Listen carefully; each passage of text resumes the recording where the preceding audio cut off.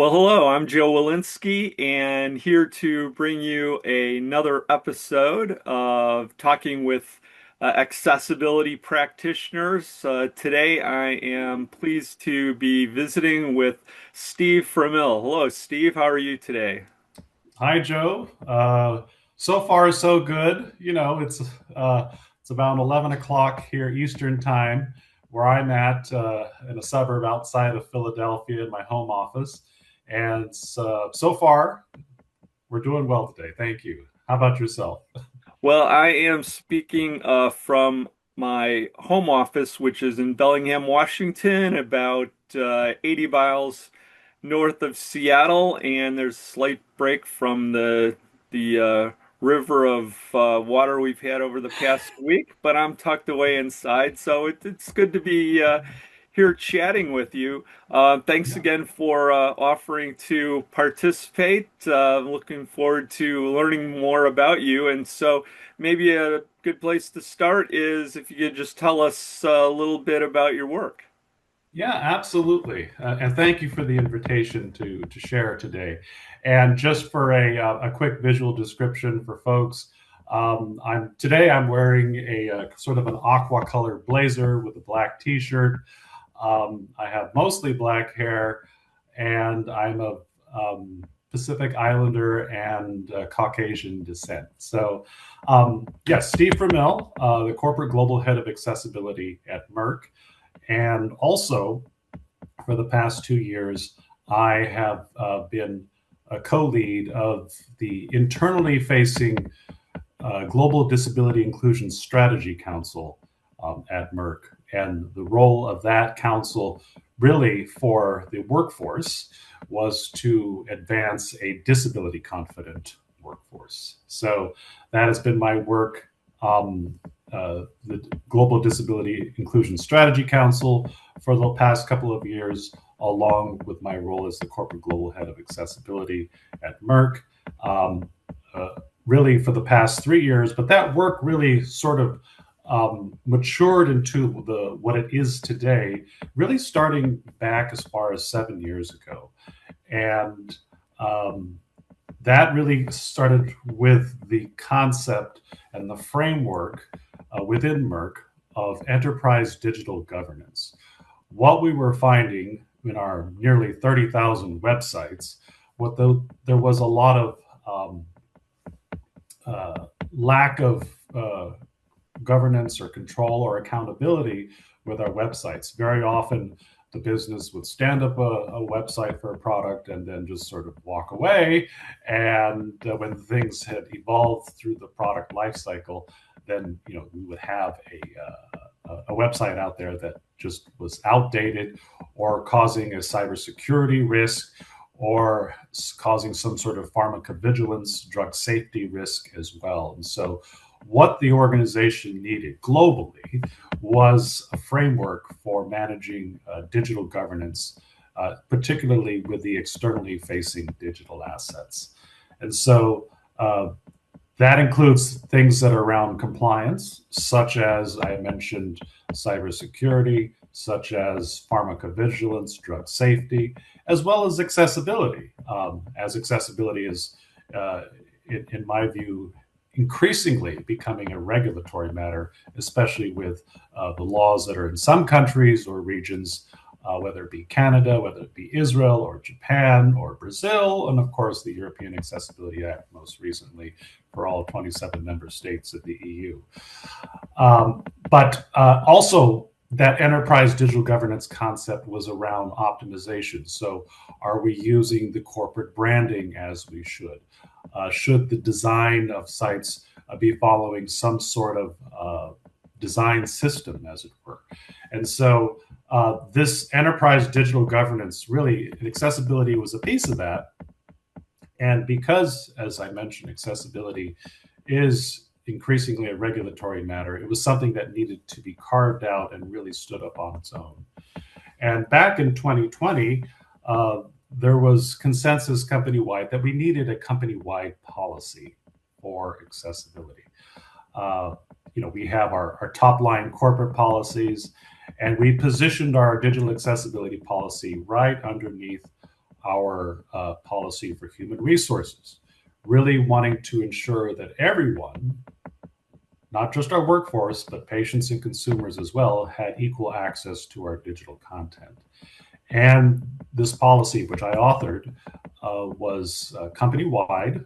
It applied to all divisions, all countries, all business units, and so on, both externally facing digital assets as well as internally facing assets. And so that really, creating that policy, getting it approved by our policy governance committee, which is, is a whole, takes quite a bit of time to convince a very large global multinational organization that they need another policy.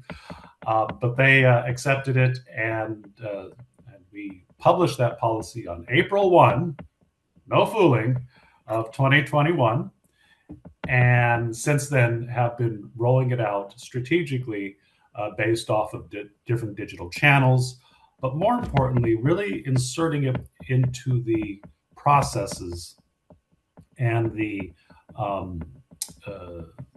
systems that were used within the company, so that what you really have is something accessibility by design, so that when people are building digital assets, the digital SDLC, Systems Development Lifecycle, they get flagged for specific accessibility activities while they're planning or creating, designing, coding, building, so forth throughout the life cycle. And I think that's really important. So there's a few areas. I mentioned the digital SDLC. We got that accessibility controls into there.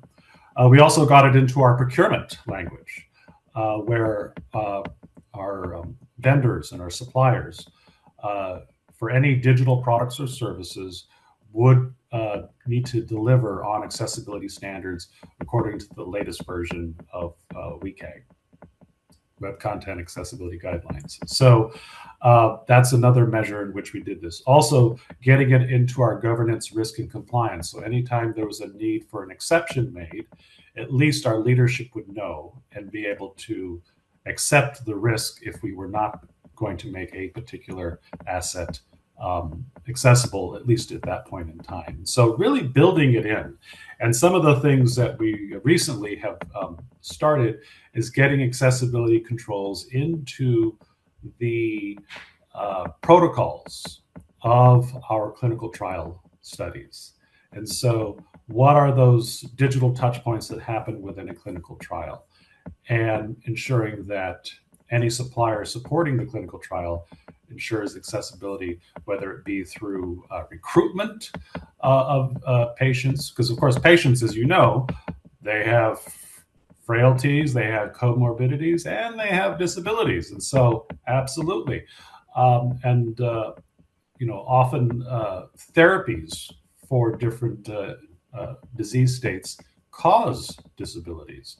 Chemotherapy causes disabilities with neuropathy and things of that nature. So certain disease states such as diabetes have retinopathy or also neuropathy. And so this is where it really makes a lot of sense when you're testing new drugs in phase 3, where you're really designing those studies so that patients who are going to have disabilities, that your digital touch points are accessible. So really baking it in to the process, the systems, the templates, depending on what content management system you're using, making sure that those guardrails are there so that the business doesn't have to go back and fix it or have to suddenly become an accessibility expert. Not everyone can, be an expert on all these things. Accessibility, pharmacovigilance, cybersecurity, branding, all that. You have to put these controls in place so that they get done, and that there's accountability along the way. And so that's really the what we've been doing at Merck over the last 6-7 years, is really baking it into our ways of working, so that the business, who always wants to do right by the company and by the patient and the consumer, doesn't have to go back and fix things or have to suddenly become an expert in this particular aspect of the work that they're doing. So yes, that's my current role. That's what it's been for the last few years, and really continuing to lead that forward. So Well, yeah, thanks for providing such a detailed look at all of what it sounds like a very robust and progressive set of accessibility related activities. I think it was it was interesting to hear you talk so much about the governance and policy areas. You mentioned that a very large organization like that doesn't necessarily need another policy, but yet you've established something very significant. And I it in most of our mainstream conversations, online and with colleagues about accessibility, I would say that at least in my world, most of it surrounds the bits and bytes of actually executing accessibility, and governance is such a huge part of it. But I don't think we talk about it as much. Maybe it's not quite as interesting to talk about. But just on that particular area, what was the beginnings of that, or were you involved with that, or has it been that way for a long time where there's actually this significant internal representation in policies within the organization? right. Well, at Merck, one of the slogans is "Patients are our purpose," and so for all the reasons I had mentioned around patients uh, uh, often having disabilities, this really resonated, with the values of the company. And so, but I having written the policy and really moving it forward company wide, I often you know had to reflect personally, like, how did this happen? Because it was not a matter of uh, uh, something that I was looking to do. Something, and probably a little bit of imposter syndrome when it's like, how did I arrive here? Because I am not a marketeer, I'm not a designer, I'm not a scientist, I'm not a physician, I'm not a lot of things. But one of the things I am is I am also a patient. I'm now a 2-year cancer survivor, and having gone through the types of disabilities that come with therapies. And so, so far so good. But this is where it really started to resonate with me. But then I mentioned, like, all the things that I'm not professionally. In fact, uh, my formal training is all in music. I have a doctorate in music, in cello performance, and I have taught in higher ed for 30 years, both cello and chamber music and conducted orchestra, and so have had a very and I continue to do that with various performing arts organizations that I've created over the last 20 years. And when I think about that, like, well, how did I arrive here? And what I, in retrospect, observe is that there's always been this thread of accessibility in what I've done throughout life. I can recall as a teenager going on high school mission trips to build greenhouses in New Mexico for indigenous Native American lands, really trying to ensure that there was good uh, uh, good food accessible in these very dry environments. And I think I go back to building schools in the Dominican Republic as part of really creating access to education. But what really struck me was that in the early 2000s, I was in an opportunity in the inner city, West Philadelphia, and I created an inner city conservatory where we provided free music lessons to the at-risk youth in the neighborhood, making great music accessible to everyone. And even today, I'll get stopped by parents whose kids were in the program. I'll get stopped in the train station. I say, hey, that was really great. It really helped my kid, and so forth. And that, of course, is really wonderful to hear. But I also mentioned the performing arts organizations, Camerata Philadelphia and the Port City Music Festival in Wilmington, North Carolina. And for the last 20 years, all of our concerts have been free admission to the public, really making music accessible to everyone, breaking down those barriers that can so often limit people's ability to experience things. And so when I arrived at Merck, and we had the need for this policy around accessibility, and really what that meant to breaking down barriers and providing equal access to our digital content. It really kind of was just the next step in my journey, lifelong journey of making things accessible. So I know, everyone's journey through life takes a lot of twists and turns and things like that. But that's something that is really has followed me in various ways, for the last 20, 30, 40, 50 years. Well, as you moved from this sort of natural work, natural life experience of doing accessibility activities in communities, and you moved into doing things more formally in your current position.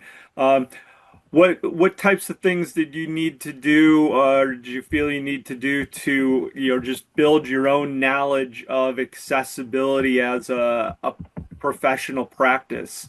As a professional practice. So, I mentioned that I think I also mentioned I was not an engineer. So when it comes to designing and coding, that's not something that I, would necessarily do unless I, took on, those types of professions and studied up on it. So I knew that there was always folks who could do that. My wife is a UX designer, and so and really, as you know, accessibility is just part of UX design.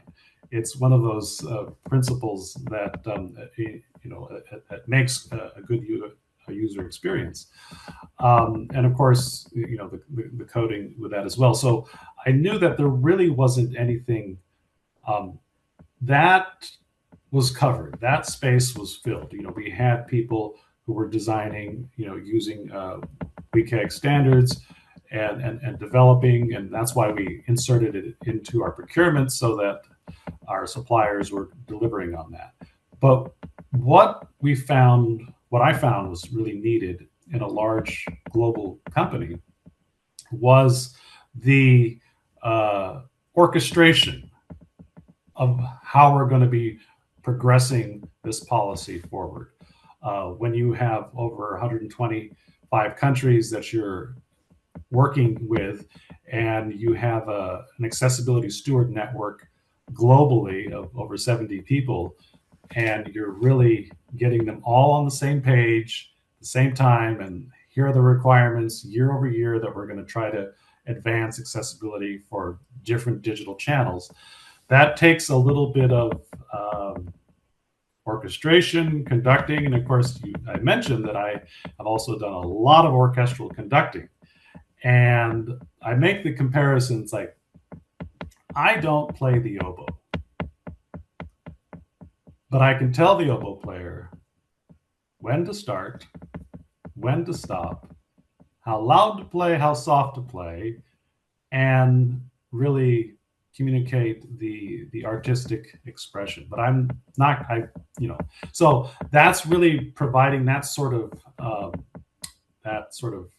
guidance with the experts that you're working with. You know, you have have to have a great respect for the oboe player and the bassoon player and the clarinet player. Maybe not the flute player. No, I'm just kidding. But everyone, all the professionals who know their craft, but be able to provide them that sort of that strategy, how you're going to move things forward, giving them the time to be able to take on new digital channels that they were going to start to make accessible. You know, we were working on websites first with automated testing, and it says, okay, the next year we're going to start doing manual testing. You have to do things incrementally. We're going to start adding mobile apps. We're going to start adding PDFs. Make sure that all your videos have captioning. And so all these things, when you have a global company and over 2,000 websites and so forth, you have to incrementally roll this out so that it can get done and not be overwhelming to the business, because then they'll just throw their hands up. So it's really leading the strategy of implementation globally. And that really I pull and I draw from my experience as an orchestral conductor, and also providing that support as a cellist in chamber music, string quartets, you know, letting the violins be the star of the show, but really being that foundation to be able to support them. And so I really pull heavily from my experience as a cellist and a conductor and chamber musician, as well as teaching. I mentioned I teach for over 30 years, and so there's a lot of, when you're training, when you're working with stakeholders, introducing the concept of accessibility. I've been doing this for a while at Merck, and honestly, there's always a new group who have never heard of this, never heard of it. And of course they ask, why haven't we heard of this before? So it's there's plenty of opportunity to communicate, to train, and to point them in the right direction. So, and of course, working with your designers, your engineers, your developers, testers on making sure that they have what they need to be able to deliver on accessibility as well. Well, your orchestral communication analogy is such a grand way of thinking about your work, and so I think I'm going to internalize that a little bit, because Right. it's kind of Yes. a joyful way of thinking about the work that we Yeah. do. Well, the thing is also what's a successful in these days, maybe not 100 years ago, is that when you're conducting an orchestra, it's really having that utmost respect for the professionals that you're working with. And I think it's the same way when it comes to running accessibility in a global company. Really working with your designers and your developers, and respecting their expertise, their craft, and really together progressing that forward. And I think that's what's key. The reason why I said the last 100 years when it comes to conducting, because very often the maestro would just be, not the nicest person. And that was the culture, the orchestral culture, in previous times. But these days it's different. And I think that's something that the business world, honestly, can really learn a lot from.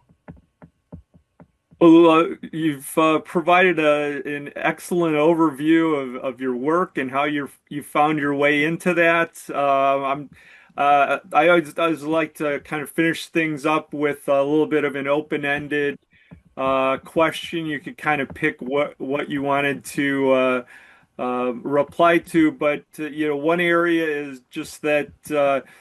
Having been in the accessibility profession for a long time, I've seen a lot of cycles. I've seen things where I thought we were making a huge amount of progress. At other times, I'm mystified by how little progress it seems. Things have been how little progress we've made, maybe as a profession. So I was wondering if you have any thoughts on that. How does it feel Yeah, for you in your tenure in terms of kind of the highs and lows? right. Well, I think when you when we talk about accessibility, whether it's the digital environment or the built environment, it's very much hand in hand with disability inclusion. And for the disability community, it's really, breaking down those barriers so that they can fully experience life. And so I think what I, there's plenty of folks to fix your website or design it in such a way. But of course, we know that accessibility is only a moment in time, because as soon as you change the content, it can, you know, perhaps break accessibility. So it could be like a little bit like playing whack-a-mole to try to, fix everything, because it's someone's going to come along, put in some new content, and it's going to break it. So I think, and this kind of leans into what I mentioned about building it into your processes.